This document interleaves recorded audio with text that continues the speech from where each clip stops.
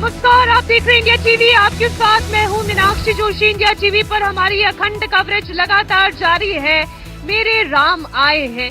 वाकई में इस वक्त पूरे अयोध्या नगरी में जिसके भी आंखों में आप देखेंगे, लगता है जैसे राम की प्रतीक्षा में है। वो राम मंदिर के भव्य समारोह की प्रतीक्षा में है, वो राम लला के दर्शन की प्रतीक्षा में है और अनुष्ठानों का दौर भी शुरू हो चुका है। और इस वक्त देखिए प्रभु की छवि सामने आ गई है। जरा अपनी आंखों को इंडिया टीवी के नजरिए से ही देख ले। हम आप ही के लिए ये प्रस्तुति लेकर आए हैं। आप अयोध्या नहीं आ पा रहे हैं। अब आप देखिए प्रभु का सिर्फ इस रजत मूर्ति का केवल मुख दिखाई दे रहा है और पूरी तरीके से वो पुष्प में ढके हुए हैं। ऐसा लग रहा है मानो पुष्पाधिवास हो रहा है, लेकिन अधिवास क्या होता है ये लगातार हम आपको समझा रहे हैं। पूजा और अनुष्ठानों का ये सिलसिला लगातार जारी है। 45 घंटे का ही वक्त बाकी है और उसके बाद 75 साल के लंबे इंतजार का जो प्रतिफल है, जो संघर्ष सड़क पर लड़ा गया, जो संघर्ष कोर्ट में लड़ा गया, अब देखिए इस संघर्ष की परिणति जब हो रही है तो ये कितना अद्भुत दिखाई दे रहा है। इस वक्त अयोध्या नगरी सजी हुई है। इस वक्त राम जी का दरबार भी सजा हुआ है। गर्भगृह को विशेष रूप से सजाया गया है, संवारा गया है और अनुष्ठानों के जरिए उसे पवित्र भी किया जा रहा है, जिसकी एक एक छवि इस वक्त हम आपको दिखा रहे हैं। वैदिक विधि विधान के साथ इस कार्यक्रम को आगे बढ़ाया जा रहा है।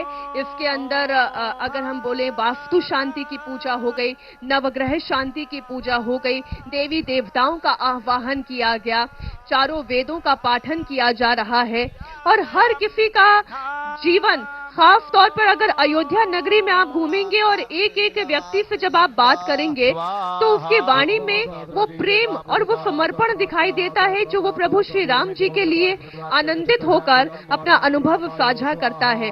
एक तरफ मंत्रोच्चार है, पूजा पाठ की तस्वीरें हैं, प्रभु श्री राम की तस्वीर जरा आप देख लें, हाथ जोड़कर करबद्ध नमन कर ले। आप अयोध्या नहीं आ पा रहे हैं तो इंडिया टीवी आपके लिए ये छवियां लेकर आया है। अस्थायी मंदिर से प्रभु श्री राम जी का ये चल विग्रह बाहर आ चुका है और गर्भगृह में इसे स्थापित किया जाएगा। दक्षिण कट्याम्बरे प्रोक्षण पुरुषंजातमग्रतः तेन देवा अयजंत साध्या रेखयश्च पुरुषं व्यदधुः गतिराभ्यकल्पयन् मुखं किं स्यासीत् किं बाहु किमोरो पादा उच्येते। राम रामाय स्वाहा। आप देखिए इतने पंडित एक साथ मिलकर, ब्राह्मण एक साथ मिलकर जो है वो वेद पाठन में लगे हुए हैं और अर्डी मंथन के साथ जो परंपरा की शुरुआत हुई कल, वो लगातार जारी रहेगी जब तक कि प्राण प्रतिष्ठा का ये पूरा अनुष्ठान संपन्न नहीं हो जाता।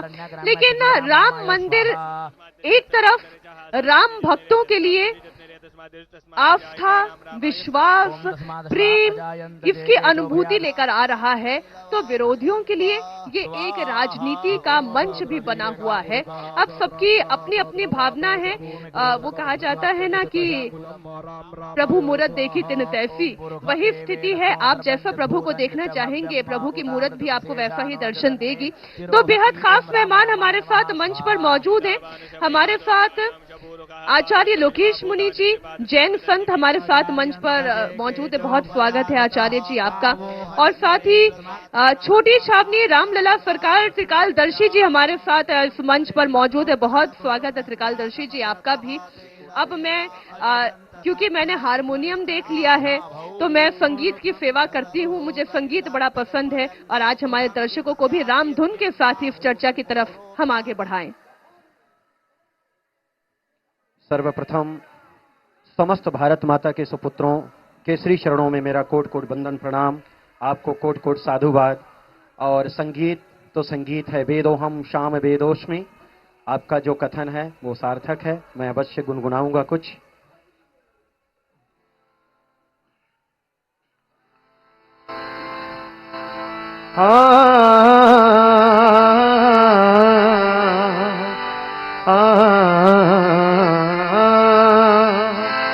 राम राम बोल मेरे प्यारे मन बोल, कृष्ण कृष्ण बोल मेरे प्यारे मन बोल, राम राम बोल मेरे प्यारे मन, कृष्ण कृष्ण बोल मेरे प्यारे मन, वाणी हरि गुण गाए, कोई संत मिलन हो जाए, तभी तना समझ लेना, प्रभु से मिलन होगा होगा। राम राम बोल मेरे प्यारे मन बोल, क्रोध किसी पे न आए। सरे मरे मा पा नी पानी पानी पा नी पा मा रे मा रे सा, क्रोध किसी पे न आए, मन जलसा सरल हो जाए। देख किसी की भी पीड़ा, मन अपना दुखी हो जाए। राम राम बोल मेरे प्यारे मन बोल, कृष्ण कृष्ण बोल मेरे प्यारे मन बोल।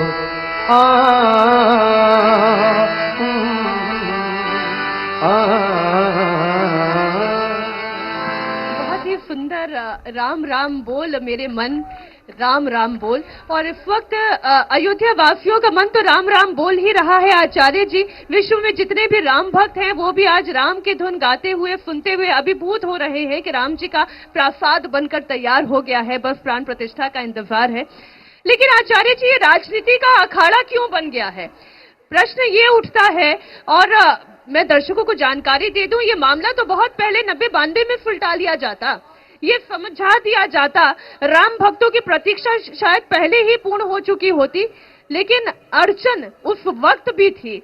वो अड़चन सुलझाने का काम तो आपने भी किया था आचार्य जी। मीनाक्षी जी, आप कालखेड़ उस दौर में ले जा रहे हैं जब आंदोलन चरम सीमा पे था और सन 91-92 के कालखंड के दौरान एक गंभीर प्रयास हुआ था कि सर्वसम्मति से शांतिपूर्ण ढंग से कोटि कोटि लोगों की आस्था पूर्ण हो जाए।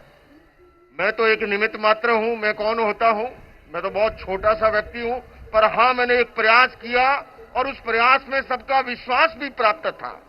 उस समय माननीय सुदर्शन जी आरएसएस के संघ चालक हुआ करते थे, माननीय अशोक सिंघल जी इसको नेतृत्व दे रहे थे विश्व हिंदू परिषद की ओर से, और बीजेपी का शीर्ष नेतृत्व वाजपेयी जी, अडवाणी जी, जोशी आदि आदि। लेकिन राजनीति उस कालखंड में भी हुई, राजनीति आज भी हो रही है। मैं तो इंडिया टीवी के माध्यम से मीनाक्षी जी आह्वान करना चाहता हूं देश के तमाम राजनीतिक दलों को कि राम काज में कोई भी राजनीति नहीं करें। अरे राम जी तो सबके हैं, वो हर जाति के हैं, हर संप्रदाय के हैं, हर धर्म के हैं, वो तो भारत की देश की अस्मिता के प्रतीक हैं। और आज आपको बताऊं मीनाक्षी जी, आप जब चला रहे हो इंडिया टीवी पर, राम जी आए हैं, खुशियों की सौगात लाए हैं, हर मन को हर जन के मन को भाए हैं। और केवल भारत नहीं, विश्व के कोने कोने में, अमेरिका के टाइम्स स्क्वायर से लेकर के दुनिया के 50 देशों के अंदर 22 तारीख को कार्यक्रम हो रहा है। ठीक कहा, काश ये बहुत वर्षों पूर्व हो गया होता, शांतिपूर्ण ढंग से, सर्वसम्मति से, पर राजनीति उस समय भी आड़े आई।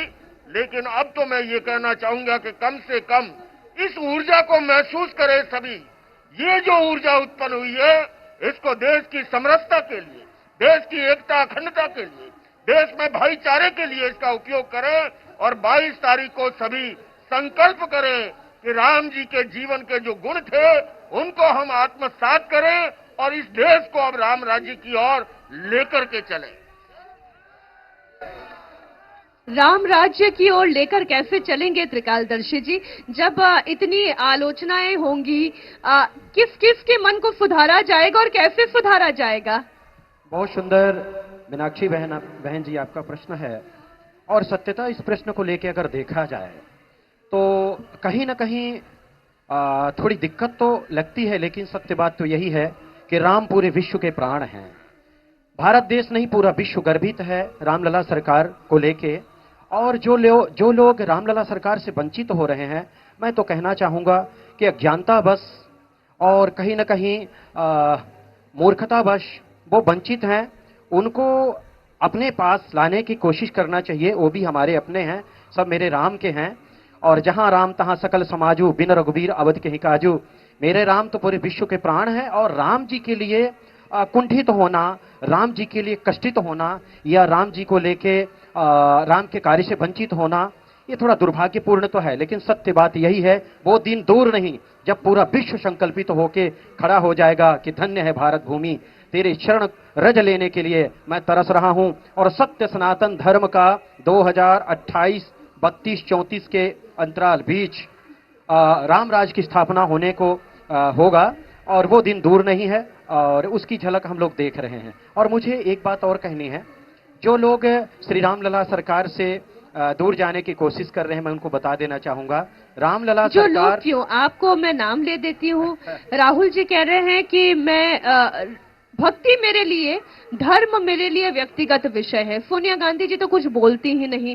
अगर मल्लिकार्जुन खड़गे की बात करें, रणदीप सुरजेवाला की बात करें, ऐसे कई सारे और नेताओं का नाम हम ले सकते हैं। वो ये कहते हैं कि धर्म को राजनीति का केंद्र मत बनाए।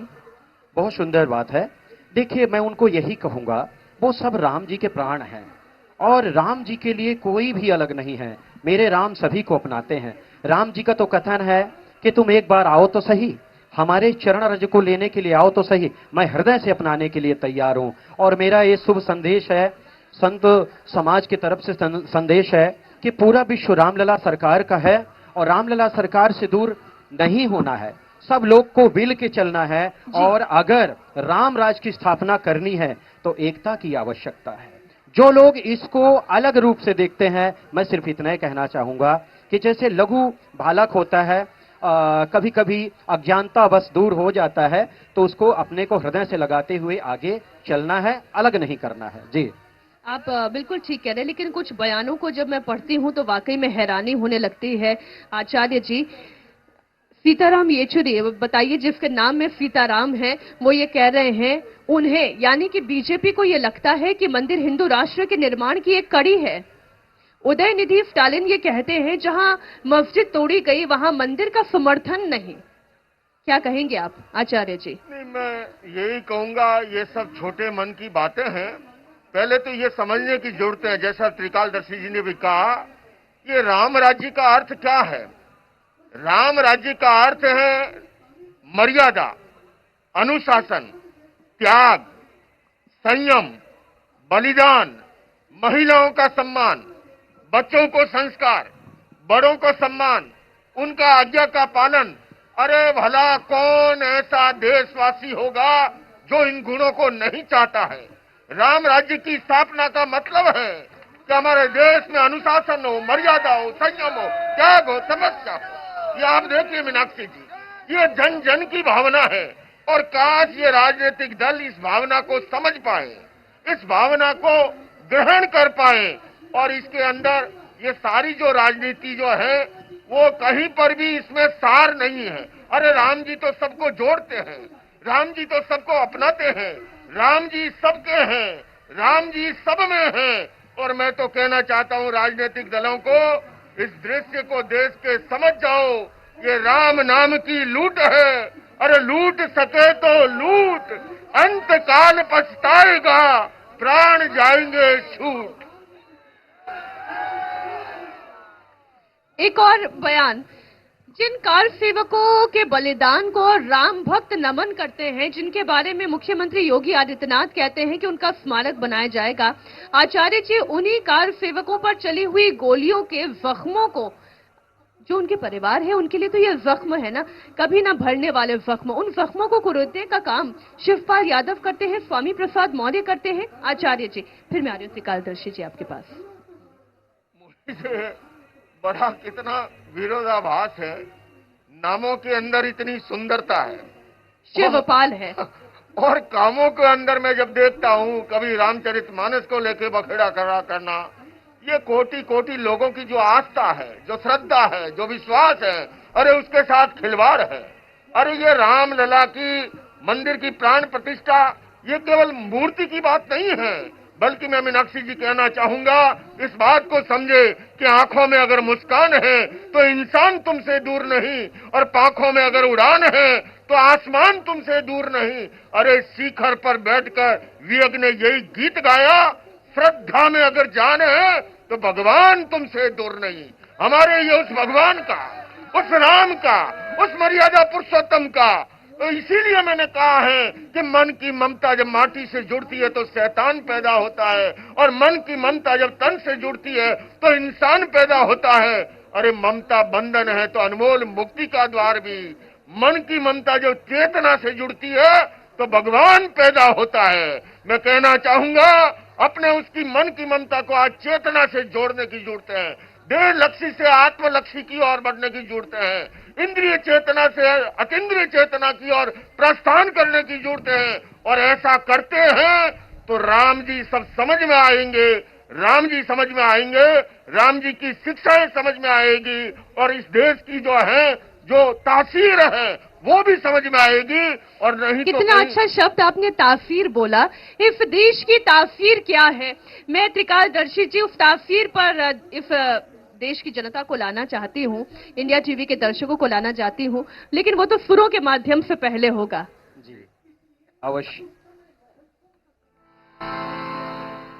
देखिए, सनातन धर्म की अगाधता को समझने के लिए हम सबको श्री राम लला सरकार के चरणों का रज लेना होगा। जैसे कि अभी पूज्य महाराज जी कह रहे थे, एकता की बात ही कह रहे हैं। कभी कभी सामने जब प्रश्न खड़ा हो जाता है कि कोई व्यक्ति राम जी को गाली दे रहा है या सनातन धर्म को गाली दे रहा है, मैं तो इतना ही कहूंगा, बार बार एक ही शब्द को मैं रखता हूं, मैं इतना ही कहूंगा कि वो लोग सनातन धर्म की अगाधता को जानने की कोशिश कभी किए ही नहीं। जिस धर्म में लता पता पाषाण की पूजा होती है, यहां तक कि जड़ चैतन्य की पूजा होती है, पूरे विश्व के चैतन्य मनुष्य की उपासना की बात होती है, वो सनातन धर्म कैसे नीच हो सकता है, कैसे छोटा हो सकता है, कैसे किसी को दुत्कार सकता है। सनातन धर्म की अगाधता ये है। अभी मैं गुनगुना के सुनाता हूं।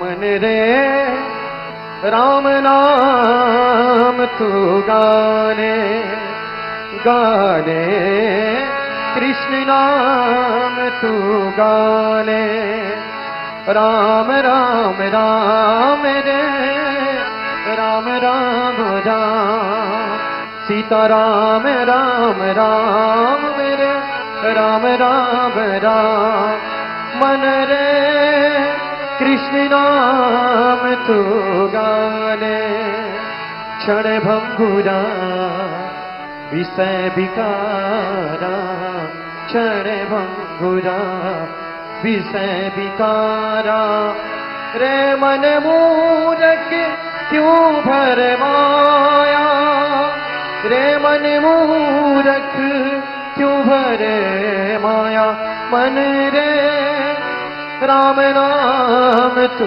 गाने गाने, कृष्ण नाम तू गाने। एक छोटी सी लाइन और।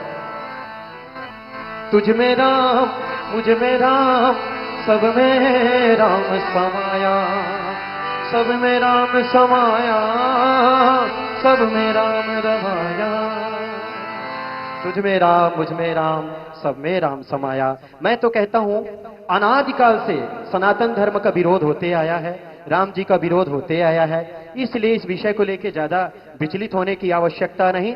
एक दिन ऐसा आएगा, यही लोग मेरे राम लला सरकार के श्री चरणों के रज को लेके कहेंगे मैं ही सनातनी हूं, मैं भी सनातनी हूं। यही लोग क्षमा मांगेंगे और यही लोग रामलला सरकार के सत्य सनातन ध्वज को लेके पूरे विश्व में भ्रमण करेंगे। वो दिन दूर नहीं है। तब कहेंगे जय राम रमा रमणम समणम। और वाकई में राम रमने का नाम है, लेकिन इस रमन में पता नहीं क्यों भंग पड़ने का काम होता है। आचार्य जी, आप कहेंगे मैं फिर राजनीति की बात कर रही हूँ, लेकिन जब राम मंदिर की बात आती है, अयोध्या की बात आती है, तब अपने आप ही जो राजनीतिक द्वेष विद्वेष है वो भी शुरू हो जाता है। अब सनातन को साइनाइड कहने वाले नेता भी इसी देश में हैं। रामचरितमानस को विभाजनकारी कहने वाले भी इस देश में हैं। वो कौन है, हम करेंगे इस पर भी चर्चा। हमें रुकना होगा एक छोटे से ब्रेक के लिए, और मैं तो यही कहूंगी कि एक छोटे से विराम के बाद भी राम है, तो इसलिए राम आए हैं। हमारी अखंड कवरेज जारी है।